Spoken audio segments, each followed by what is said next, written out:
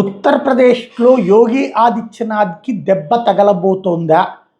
2029లో పరిస్థితికి సంబంధించి ఏదైతే ప్రీ పోల్ సర్వే చేసినటువంటి మూడ్ ఆఫ్ ది నేషన్ సంబంధించి ఇండియా టుడే సీ వాటర్ సర్వేలో తేలినటువంటి అంశం ఏంటంటే ఉత్తరప్రదేశ్లో 80 స్థానాలకు గాను ఐఎన్డిఏ 41 గెలుచుకుంటుంది 2029 ఎన్నికల్లో.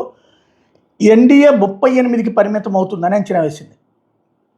మహారాష్ట్రలో 48కి గాను ఎన్డీఏ 31 గెలుచుకుంటే ఐఎన్డిఏ 17కి పరిమితం అవుతుందని అంచనా వేసింది. వెస్ట్ బెంగాల్లో 42కి గాను ఎన్డీఏ 35 గెలుచుకుంటుంది, ఐఎన్డిఏ 7 మాత్రమే గెలుచుకుంటుందని అంచనా వేసింది. పంజాబ్లో 13కి గాను ఎన్డీఏ 1, ఐఎన్డిఏ 11% మాత్రమే సాధిస్తుందని అంచనా వేసింది.